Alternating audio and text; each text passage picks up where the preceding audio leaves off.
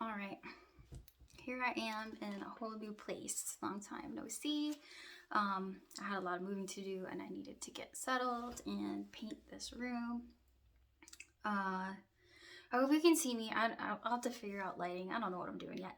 But I wanted to say hello. I skipped church to cut my hair today because I was just going to trim it and I ruined it. It was getting a little bulky. But I had a really good read anyhow, which I wanted to share when I was thinking about what I wanted to talk about. So maybe the only good thing about sharing a bathroom is other people's reading material. And this one is pretty great. I've actually, I swiped it.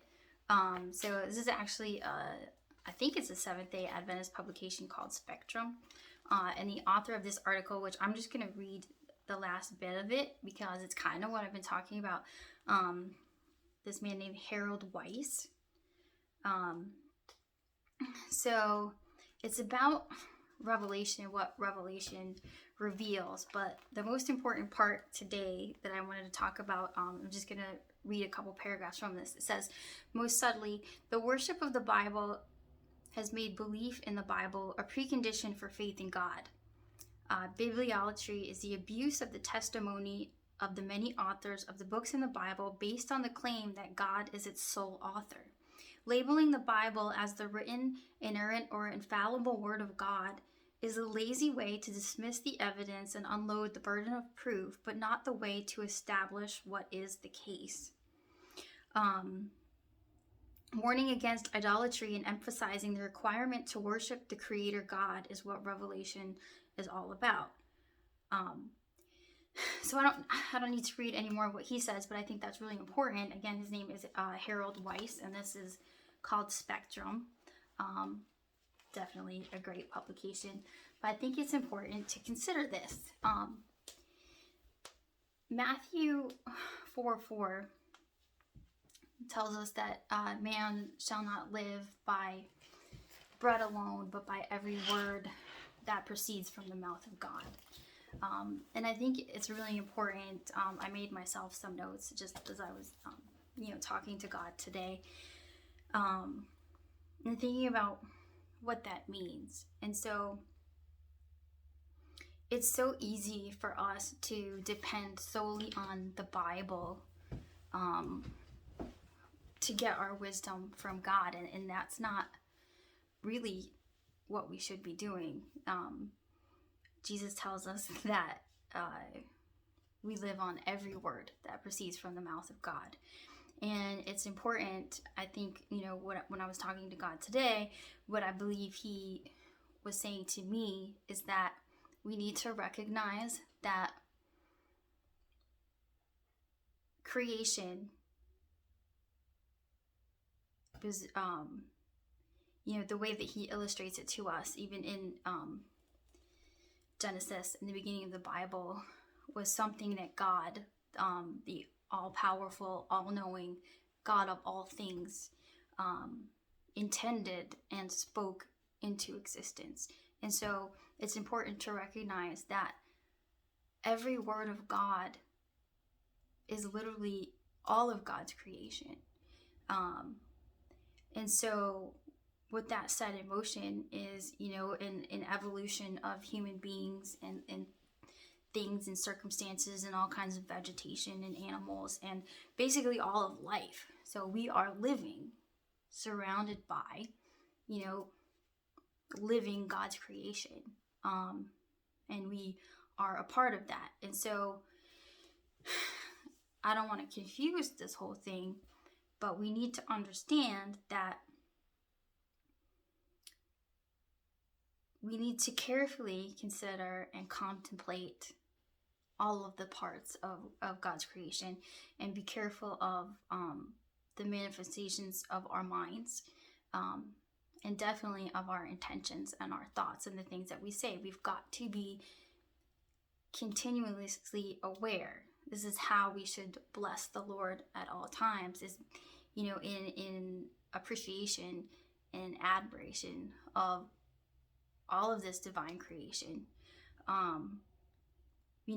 And think and treat each other with good intention, and to manifest with the best of intention. And that's not just the best of intention for us individually, that's our intention for all of humanity. And so we've got to be mindful of these things, and of each other, and certainly how we treat each other. That's the most important thing. So and notably, we have to take responsibility for our contemplations and how we worship, realizing that, worship meaning what we focus our attention on, what we focus our appreciation on, and realizing the greatness of God. And this is really where the fear of God comes from, in that communion realization that this is so powerful, that the complexities and the beauty of this world is out of this world, something that, none of us can fully comprehend how it all works, except that we're here. And there's so much beauty in it, and there's so much beauty between us. But realize that we are responsible for, just as God, intended his creation and spoke it into existence, that living by every word that proceeds from the mouth of God, allows us in this life, our own manifestations, and we're responsible for the things that we intend and the things that we create, which means that we have to live by our intentions and our words, because everything that we produce is a creation in its own right, and so we must also suffer the consequences. And so we want those consequences to be beneficial, to our own lives and to everyone.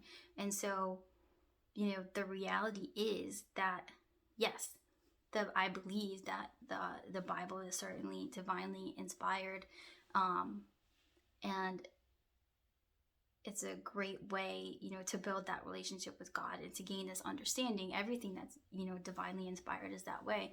But you've got to develop that personal relationship and be able to have, this communion with God, ourselves,